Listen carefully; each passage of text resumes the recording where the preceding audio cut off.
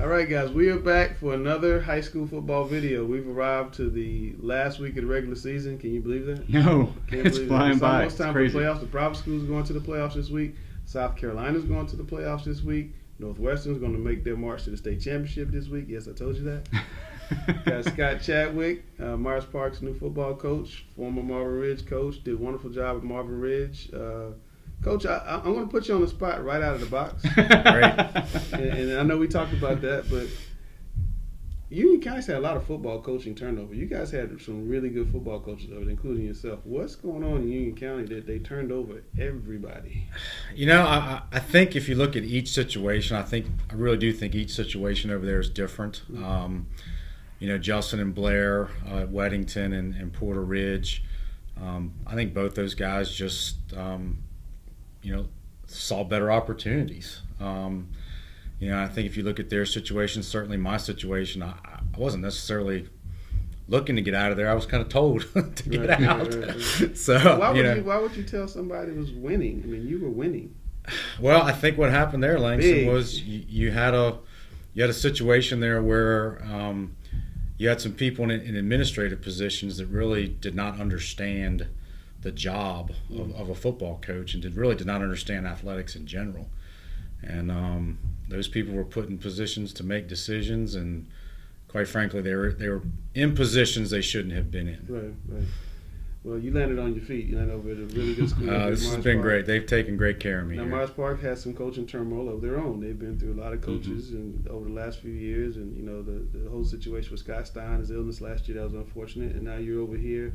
And how tough is it going to be to kind of get this program back on the proper footing? I remember 8-10 years ago they were in the state semifinals playing Independence. You know, it's been work. I'm not going to lie about it and tell you that it's not. It's been some work. You know, I think anytime you're dealing with kids that are on their third coach in 3 years, first thing you've got to do is build some trust and you know, make them understand that you're here and you're going to be here for a while, and to get them to buy in what you're trying to do. And fortunately, I think the infrastructure here to build a program is great. We've got a great principal here with Mark Bosco, great athletic director and Rick Lewis. They have done everything possible to give me the resources to build a program here. A great big area to draw from. Absolutely. This is a big school. You know, we're opening up a brand new weight room in January. We got, you know, Drew Whitman, who's a great young coach and is going to do a great job with the strength program. Does a great job with our defense now. So the pieces are there. I think now like I said, the stuff surrounding the program is there. We just got to start developing some talent now. Well, tell me about the future this year and long term. What do you think about the talent that you have, the talent that's coming in? You get a new weight room, so the kids are going to be stronger. Sure. Talk about that. Well, I mean, first off, you know, this week we need a win this week to get in the playoffs. And I think for our program, you know, getting in the playoffs would be progress. They were not in the playoffs last year, so if we can get a win this week, get in the playoffs, get the program back in the postseason. First of all, I think it'd be a nice send-off for our seniors who have, you know, those guys have been through a lot. They've been through a lot in their career here, so to have the opportunity to be in the playoffs. And, you know, I think if you look at Max Preps, you look at a couple other things, we've played the #1 strength of schedule in the state of North Carolina.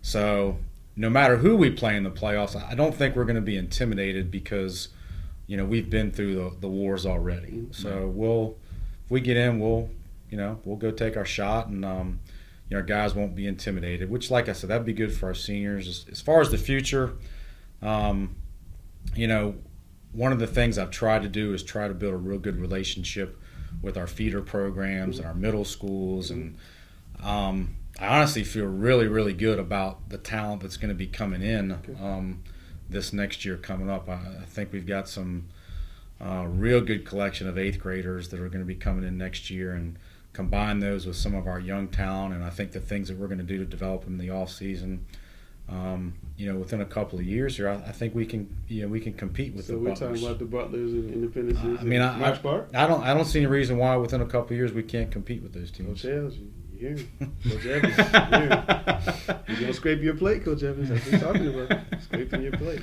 All right, I'm gonna put you on the spot now. Oh, wonderful. Private school playoffs start this weekend, and it looks a lot like last week's schedule. It does. Is that any fun for anybody? Providence Day just played Christian. Now they're just gonna go play at Christian. Latin just played Country Day.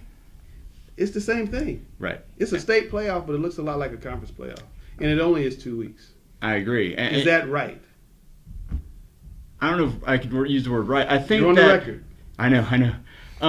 With some of the smaller private schools, I get why they're not playing up there with the. I mean, because Providence Day, Charlotte Christian, Charlotte Latin, Charlotte Country Day are such big schools. They're such a big student body to draw from that most private schools don't have. Right, but that being said, I think teams like Southlake, Victory Christian, Davidson Day can really come in there and compete with those guys, and I don't see why they're not able to still get up there and get. Instead of a Southeast Charlotte championship, we can have a Mecklenburg County state championship. I think part of it is that there just aren't the same size of private schools in some other parts of the state. I mean, I think Ravenscroft and Raleigh is the closest, and they haven't made the playoffs in the last several years. Ravenscroft actually used to have a really good football team. They beat Country Day a couple of times in state championships back in the 90s. But since about 99, they won out one more, I think, in the 2000s. But since about 99, it's been Charlotte versus Charlotte every year. And to me, it's too short. Yeah. And it's not truly representative of a state championship. Yeah. It feels more like a conference championship. They're just playing the same guys. Yeah. And Charlotte Christian's going to play Charlotte Latin again, right? That's my sign. I mean, Country Day, it wasn't that much of a blowout or anything on last Friday or anything like that. The weather was weird. But I expect to see Latin Christian. From a public school perspective, what do you think about the private schools in this little tournament they have? Well, I mean, I think it's like what you said. It is just like having a conference tournament, and I think, I think for a true state championship, like you said, I like to see some of those other schools mixed in there too, just to see. Can the Davidson Days and Victory Christians compete with those teams? I think they could, and I think they would. I talked to Victory Christian coach D. Brown, and he was all for it. He said, "I want to be in that mix," and I would love to see Chapel Carter and those guys up in Asheville really look at maybe expanding the private school football playoffs. I know in South Carolina the biggest teams play the Big 16. I mean, why can't you do the same thing? I know from a coaching perspective, the one thing I hated, and it happened a couple of times when I was at Marvin Ridge, and that was having to play a team 2 weeks in a row. That's really, really difficult. But in the state playoffs, you guys just take 1 week off and then you play each other again. Well, exactly. But we plays Butler like week 2. And I think what's really hard is when you're like Country Day and Latin that are such big rivals and having to do it too. 1 year, when I was at Marvin, we played Weddington, which was our big rival. We beat them, I think, 34-7. And your kids are up, they're excited about it, and all of a sudden you turn around and go, oh, by the way, you got to do it next week too. And it's really, really hard to get back up 2 weeks in a row. How would you feel about it? Now, and in 1A this might not work, but in 4A I think it could work. A true seeded playoff, 1 through 64, and you just play all over the state. Is that too much? No. Matter of fact, when we look at the if we get in the playoffs, we're saying, gosh, it'd be nice if we could get out of Charlotte and go play somebody, outside of Charlotte in the playoffs. All right. Well, speaking of that, tell me the difference between playing in Union County in the Southern Carolina versus coming to Charlotte and playing in the Southwestern 4A. What's the difference? I mean, it is a different game. I think, certainly you're talking about 4A schools and 3A schools. So, I mean, naturally, you're talking about bigger teams with more athletes. As far as competitiveness, though, I think it's pretty similar. My years in the Southern Carolina Conference, that was extremely competitive. We were good. Weddington was good. Porter Ridge was playing for, 4A state titles. Sun Valley was really good back then. And I used to say, it was hard. You have those battles 4 or 5 weeks in a row. And Anson, was as talented as anybody back then. You go through that gauntlet. Stephon Anthony. Yeah, I mean, they had those guys, and you go through that gauntlet, and then you got to turn around and play a playoff game, and it was hard. I mean, your teams were physically tired by the end, and it's kind of the same thing here. Let's we talk about the Mallard Creek effect. You play Mallard Creek week 1, and then you got to play somebody else week 2, and it's like, oh my God, we can't move this. Right. Big 300-pound boys leaning on us. Right. And I think you look at the South Mech conference there, the South Mech, those guys are, you look at a team like Providence that's had to play, South Mech, Audrey Kell, now Catholic 3 weeks in a row. that's a tough stretch. Then turn around and have to play a playoff game. Yeah. Well, that leads us right into this week's games. I mean, you got Catholic at Providence, South Mac at Ardrey to determine the SOMAC 8 champion. Catholic's already won a share, but they went out right by beating Providence. And Providence can win a share. I think the first time in 10 years they won a conference championship. How big a deal are these two games? Huge. I mean, we talked about how last week and this week those top 4 teams in that conference are playing each other to kind of sort out the conference championship. We kind of thought that you'd see Providence Catholic playing outright for the title.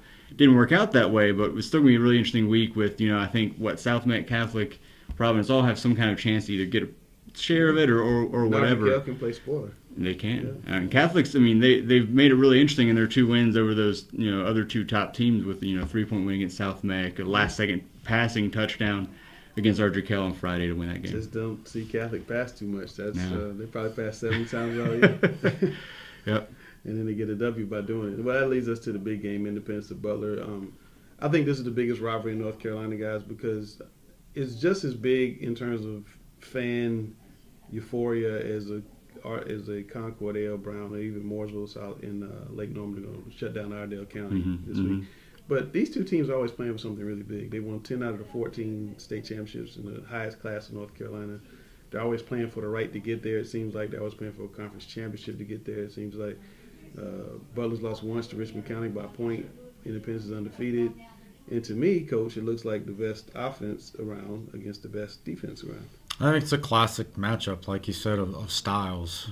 Independence, certainly the best defense that we have, that I've seen on film and certainly in person all season. The hype about their defense is it's legit. It's very legit. And certainly Butler is explosive offensively as anybody that I've seen, with Ratliff Williams and Benny LeMay back there running back. A very quality group of receivers.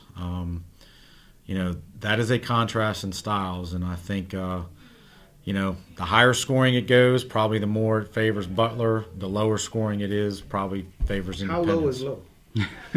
In my mind, I would think teens or low 20s. There's no low. way, Coach. Somebody's holding Butler to the teens. There's just no way. I think low scoring might be 30-30. I think we're looking at another 40. What was it, 40-something to 40-something last year?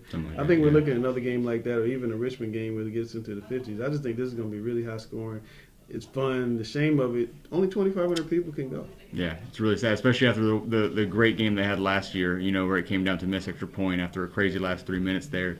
Yeah, only a few, a relative few, a couple thousand fans are going to be able to come and see it. It's such a good game. It's such a good rivalry, and especially this year when so much more is on the line and there's 2 really strong teams. I mean, it does kind of stink that not more people will be able to see it. Well, you know how the playoffs work. They could be doing it again. Yeah. Next week we talk about playoffs. Can you believe that? Playoffs. Flown by. It's crazy. Playoffs. And this guy might be in the playoffs next week too. Well, we need a win to get there. All right. We'll catch you guys next week.